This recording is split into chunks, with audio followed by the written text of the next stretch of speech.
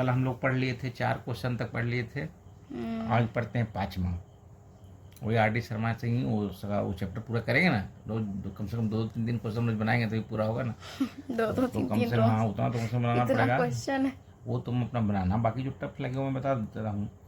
तो वैसे मैं तो सीरियल से बता ही रहा हूँ। पहला बताया, दूसरा, तीसरा, चौथा हो गया, 5वां आज है। चलो 5वां क्वेश्चन शुरू करते हैं। तो the length, breadth and height of a room are 5 metre, 4 metre and 3 metre respectively. Find the cost of white washing the walls of the room and the ceiling at the rate of 7.50 metre square. यही question है। अब question क्या कह रहा है तुम बताओ, हिंदी इसका बताओ, समझो। तो एक रूम है, उसकी लेंथ, ब्रेड्थ और हाइट दी हाँ, हुई है। लंबाई चौड़ाई ऊंचाई दिया हुआ है। हाँ, तो लेंथ 5 मीटर, ब्रेड्थ 4 मीटर और हाइट जो है वो 3 मीटर है। हाँ, तो हमें क्या फाइंड करना है कि हमें कॉस्ट फाइंड करनी है। उसकी कीमत। हाँ, किसी कीमत। रूम को वाइट वॉशिंग करेंगे ना, तो हाँ, उसकी वॉल्स जो है रूम की, उसको वाइट वॉशिंग करने में कितना कॉस्ट आएगा रूम्स और हाँ, सीलिंग को। हाँ, मैंने रूम का जो कमरा की दीवारों को, कमरे की वॉल्स दीवारों को को, और उसके सीलिंग चारों को। दीवारों को समझो, और उसकी सीलिंग को। सीलिंग यानी कि ऊपर वाला जो छत का एरिया है। छत, रूम की छत, बोलते हैं ना सीलिंग फैन। रूम जब की जैसे छत। तो ऊपर की जो छत होती है, नीचे की ओर वाली छत, उसका जो कॉस्टिंग वाइट वॉशिंग कराने का जो खर्च आएगा, और वो खर्च कैसे आएगा, 1 मीटर स्क्वायर वाइट वॉशिंग कराने में खर्च हो जा रहा एक है नहीं है, वो 7 लिखा है साढ़े मैंने। एक 7.50 लिखा है। मीटर स्क्वायर ना हाँ, खर्च है। मीटर ये स्क्वायर। रेट बताया ना, ओ ये रेट अच्छा। बताया। इसका मतलब हुआ कि मतलब 1 मीटर स्क्वायर का वाइट वॉशिंग कराएगा ना तो इतना खर्च आएगा। 1 मीटर स्क्वायर एरिया जो होगा उसका, जितना का वाइट वॉशिंग होगा तो इतना रुपये खर्च आएगा, वो बताया है। तो उसके अनुसार से पूछ रहा है कि उस पूरे रूम का जो है उसका वॉल्स का कराएंगे वाइट वॉशिंग और सीलिंग का कराएंगे तो उसमें कितना खर्च आएगा, अच्छा, ये पूछ रहा है क्वेश्चन। तो इसके लिए क्या करेंगे, हम इसके लिए लेटरल सरफेस एरिया निकालेंगे पहले। क्योंकि टोटल सरफेस एरिया निकालने में क्या होता है कि उसमें चारों दीवार भी आ जाता है, उसके बाद नीचे नीचे का एरिया भी आ जाएगा, ऊपर का एरिया भी आ जाएगा। तो लेटरल सरफेस एरिया में केवल चारों दीवारों का आएगा, एरिया निकलेगा। क्योंकि यहाँ चारों दीवार का ही वाइट वॉशिंग का निकालना है खर्चा, इसलिए यहाँ पर लिखेंगे कि total area to be white total washed, surface, sorry, lateral total surface area. Area to be white vast.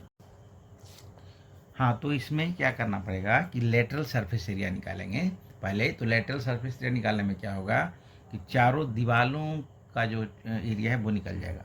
क्योंकि 4 दीवार का ही खर्चा निकालना है और उसके बाद उसका सीलिंग का निकालना है। तो सीलिंग का एरिया निकाल लेंगे, चारों दीवार का निकाल लेंगे। तो उसके लिए लेटरल सरफेस एरिया निकालना फिर प्लस कर देंगे। पड़ेगा, दोनों को प्लस करना पड़ेगा, ये करना पड़ेगा। तो लिखेंगे कि पहले लिखेंगे द लेटरल सरफेस एरिया। पहले तो लंबाई चौड़ाई क्या लिख देते हैं, अच्छा, लेंथ ऑफ द क्या room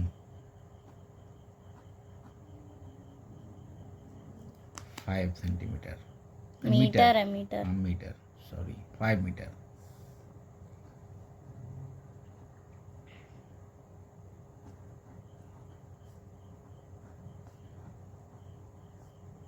the breadth of the room equal 4 meter and the height of the room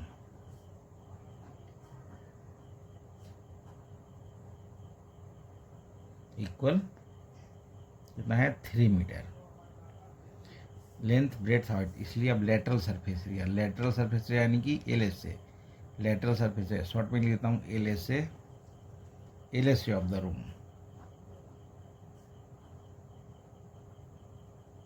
L S of the room, lateral surface area full form होता है लेटरल सरफेस एरिया, शॉर्ट में लिख दिया। ये formula होता है 2H into L plus B. Am I right? Yes. सही है फार्मूला। अब इसके अनुसार सेट करो। 2 इंटू एच कितना है 3, L plus B 5 plus 4 equal 6 to the power हो गया 6 इंटू 9, 54 मीटर स्क्वायर। एरिया जब भी किसी का लिखते हैं तो स्क्वायर में लिखते हैं, मीटर रहेगा तो मीटर में, सेंटीमीटर रहेगा तो सेंटीमीटर में। अच्छा, अब ये लेटरल सरफेस एरिया निकल गया। इसका मतलब हुआ कि चारों दीवारों का क्षेत्रफल निकल गया। चारों दीवारों को में कितना जगह है वो निकल गया, एरिया निकल गया। अब हमें क्या निकालना है कि सीलिंग का निकालना है, क्योंकि सीलिंग का कॉस्ट भी पूछ रहा है, यहाँ सीलिंग का भी कॉस्ट पूछ रहा है, तो सीलिंग का हमको एरिया निकालना पड़ेगा। तो चूँकि सीलिंग जो होगा, चूँकि ये क्यूबाइड है, चूँकि लंबाई चौड़ाई ऊंचाई तीनों दिया हुआ है तो क्यूबाइड है, तो क्यूबाइड में जो सीलिंग रहेगा वो रेक्टेंगुलर रहता है, मतलब आयत के आकार का रहता है। तो आयत का जो एरिया होगा ना, जो रेक्टेंगल का एरिया होता है, वही इसका सीलिंग का एरिया हो जाएगा। यानी कि एरिया ऑफ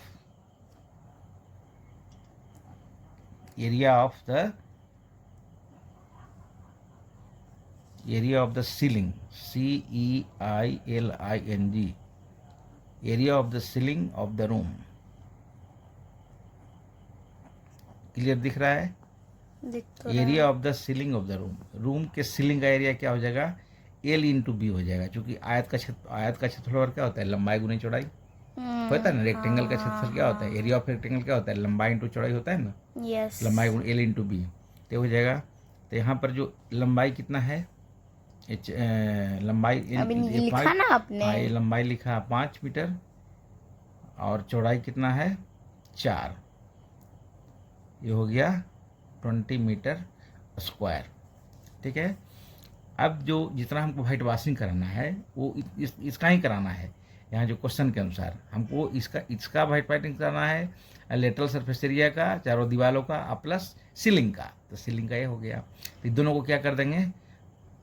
प्लस कर देंगे। प्लस कर देंगे तो यानी कि लिखेंगे कि total area is equal to be white washed, यानी कितना एरिया को हमको वाइट वॉश करना है भाई, किया जाना है, वो यहाँ पर दिखाएंगे। तो उसमें क्या करेंगे? 54 ये दोनों को प्लस कर देंगे। 54 + 20 समझ में आया कि नहीं? समझ में आ रहा है? यानी कि 74 मीटर स्क्वायर। 54 + 20 ये हो गया 54, ये हो गया 20।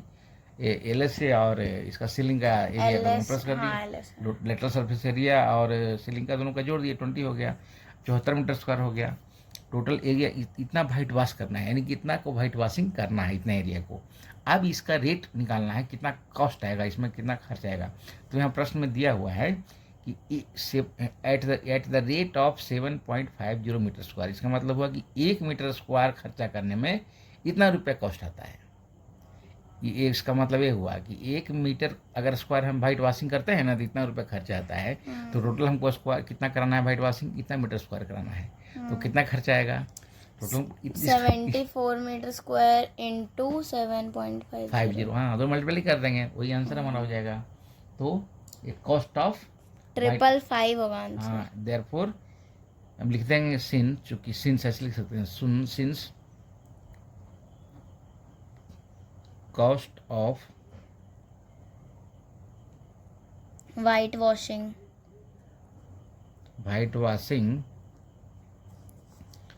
इज इक्वल टू, रुको ना, cost of white washing 1 metre square equal 7.50। ये हमारा क्वेश्चन कह रहा है। ये हमारा क्वेश्चन कह रहा है ना कि 1 मीटर स्क्वायर में कॉस्ट में खर्च आ रहा है 7.50 का।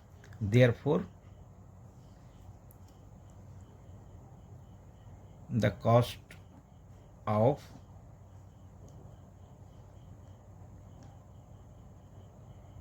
white washing टोटल कितना हो गया? 74 है ना। 74 metre square equal 74 into 7। Cost is equal to 74 metre square. इसको काटिए ना। The cost of white washing, अब 74 पॉइंट्स, ये समझ में आया कैसे हुआ? हाँ। 1 मीटर स्क्वायर को वाइट वॉशिंग कराने में खर्च कितना आता है? 7 रुपये 50 पैसा आता है, ऐसा प्रश्न कह रहा है।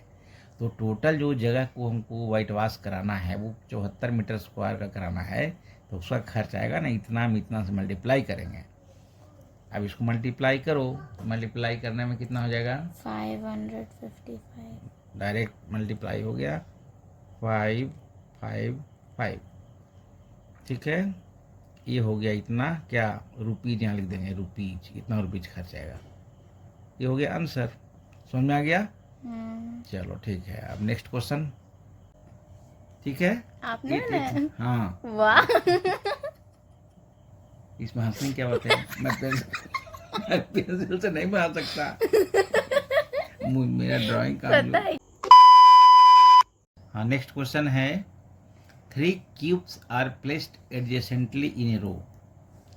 3 क्यूब्स हैं जो कि एडजेसेंटली मतलब होता है पास पास में रखे जाते हैं, इन ए रो, एक पंक्ति में रखे जाते हैं। तो फाइंड द रेशियो, उसका रेशियो निकालना है total surface area of the new cuboid. वो तीनों जो क्यूब्स को पास पास में रखने से क्या होता है ना, एक नया क्यूबाइड बन जाता है, यानी तीनों क्यूब को पास पास में रखने पर एक नया घनाभ का निर्माण होता है। जोड़ने पर, तो हाँ, उसको जोड़ने पर सटा के रखेंगे, जोड़ेंगे, सटा देंगे तीनों को तो जुड़ जाएगा, तो उससे एक नया क्यूबाइड बन जाएगा। और तो क्या करना है कि उसका sum of the surface areas of the 3 cubes, तो 3 क्यूब्स का उसका जो सम होगा उसका एरिया का, और जो टोटल सरफेस एरिया बनेगा, नया क्यूबाइड जो बनेगा तीनों क्यूब्स को एक साथ जोड़ने में, उसका रेशियो निकालना है।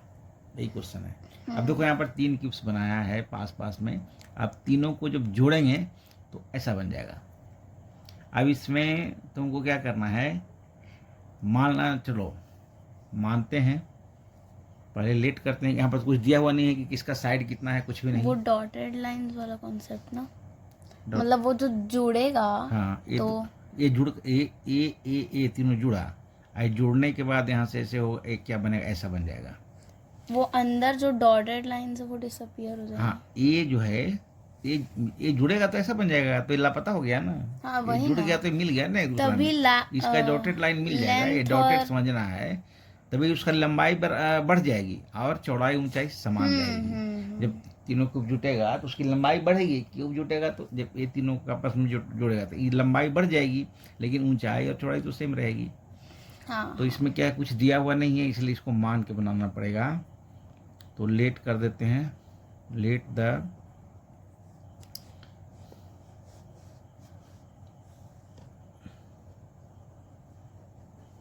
each side of the cube बराबर ए।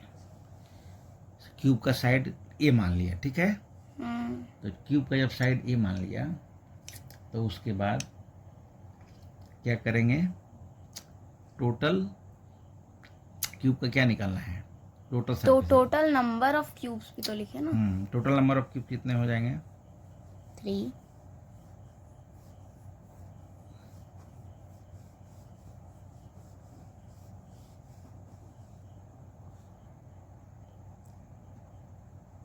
थ्री। अच्छा, टोटल नंबर ऑफ क्यूब्स 3 हैं, और साइड हो गया ए हो गया। तो अब एरिया, टोटल सरफेस एरिया एक क्यूब का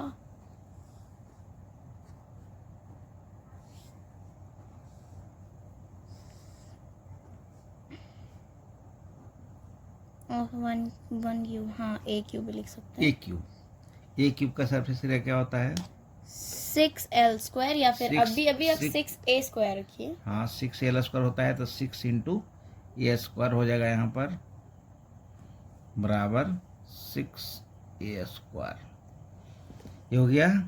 तो ये एक क्यूब का होगा, तो वो total surface area of 3 cubes. Total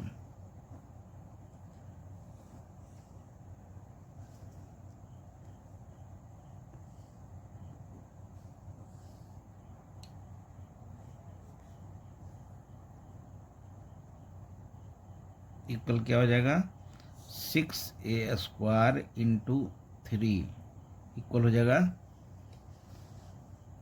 18A²। ठीक है। अब जब एक क्यूब तीनों क्यूब को मिलाया तो क्यूबाइड बन गया। तो क्यूबाइड का जो लेंथ हो जाएगा वो क्या हो जाएगा? Cube, length of the length of the cuboid. Cuboid, ये समझने की चीज तो है। ये भी 3a ही हो जाएगा ना? The length of the cuboid क्या हो जाएगा?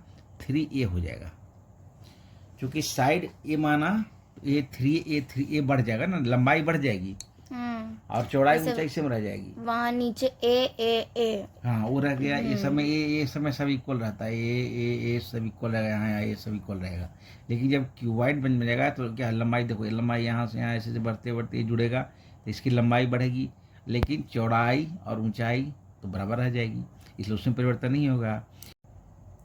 तो हाइट हो गया, कोई परिवर्तन नहीं, ए हो गया, और चौड़ाई भी ये हो गया, और लंबाई में तो परिवर्तन हो गया क्योंकि ये बढ़ गई लंबाई तो 3 हो गई। तो समझ में आ गया कंसेप्ट? हाँ। चलो, तो अब इसका क्या निकालेंगे? इसका जो क्यूब का तो टी से निकाल दिए, टोटल सरफेस एरिया। अब इसका भी टी से निकालेंगे ना, हो चूंकि दोनों का रेशियो पूछ रहा है ना। यहाँ क्वेश्चन में क्या पूछ रहा है? दोनों का टोटल सरफेस एरिया का रेशियो पूछ रहा है, क्यूबाइड्स का, तीनों क्यूब का, तीनों क्यूब का। उसके बाद जो नया क्यूबाइड बनेगा उसका सरफेस एरिया का ये पूछ रहा है कि उसका रेशियो क्या होगा। तो रेशियो के लिए तो फिर टोटल सरफेस एरिया कहीं पूछ रहा है, लिखा हुआ है surface area, sum of the surface area of the 3 cubes and ऊपर लिखा है ratio ratio total surface area of the area. New cuboid. हाँ, तो टोटल सरफेस एरिया या टीएस है, टीए से लिख देते, मेहनत लगी। कोई बात नहीं। Total surface area of the CUBOID equal क्या होता है formula? 2 into LB plus BH plus LH equal to, page change कर लीजिए। हाँ कर लेता हूँ। इसके बाद ये हो जाएगा 3A plus A, sorry 3A into A plus A into A plus A into A struggle हो रहा है, इक्वल नहीं हो पाएगा। हो जाएगा 2 इंटू, इसको इतना होगा जाने दो, 2 इंटू कितना होगा?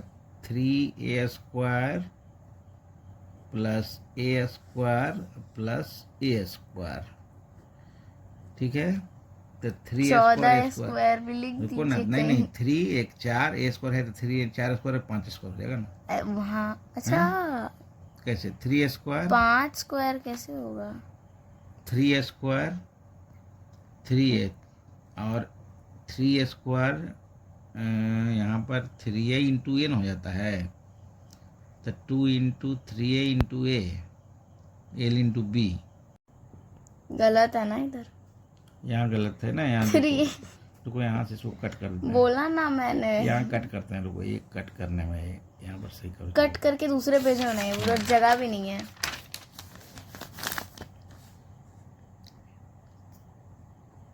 TSA of cuboid equal 2 into, एक साइड दिया हुआ है 3A इंटू A प्लस ये हो गया L इंटू बी और प्लस B इंटू एच, तो B क्या है? A है, और A भी, H भी हमारा A है, A इंटू ए हो गया प्लस फिर L इंटू एच, तो L हमारा 3A है और इंटू H हमारा A है, ब्रैकेट हो गया। अब इक्वल 2 इंटू क्या हो जाएगा? 3A square plus A square plus 3A square equal हो गया 2 into 3A square A square 4A square 3 7A square equal हो गया 7 दूनी 14A स्क्वायर 14A स्क्वायर। ये हमारा क्यूबॉइड का एरिया निकला। और क्वेश्चन क्या कह रहा था? निकालना है हमको, क्वेश्चन में क्या निकालना है? क्वेश्चन में हमें रेशियो ना निकालना था। रेशियो किसका निकालना था? Surface area of the cuboid और उसका क्यूब का, कितने क्यूबॉइड ऊपर रहेगा और क्यूब नीचे रहेगा। तो therefore the ratio of ratio of TSA of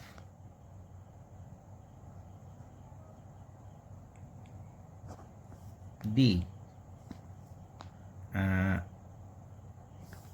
ratio of, क्या लिखता हूँ मैं, TSA of cuboid and TSA of cube cubes, 3 cubes cube है ना? ऑफ द क्यूब्स 3 क्यूब्स, तीनों क्यूब्स का निकालना था ना। यस 3 क्यूब्स इक्वल, वो शायद 18 क्यूबाइड था का कितना था, 18 14 स्क्वायर आया था, इधर ही निकाला है ना, यहाँ देखो ना 18 आया ना, यहाँ 18 आया है, 18 आया है, 6 तो यहाँ 18 हो जाएगा, 18 स्क्वायर 18 स्क्वायर इक्वल, इसको ए स्क्वायर कट जाएगा, 2 से काटो, 2 से बन जा 14 और 2 9 जाए 18, 7/9 इक्वल 7 रेशियो 7/9। ये हो गया हमारा आंसर, फिनिश हो गया। तो इस वीडियो में इतना ही रखो, काफ़ी लंबा हो जाएगा, फिर हो पढ़ेंगे रहा कल। है। Good night, thank you.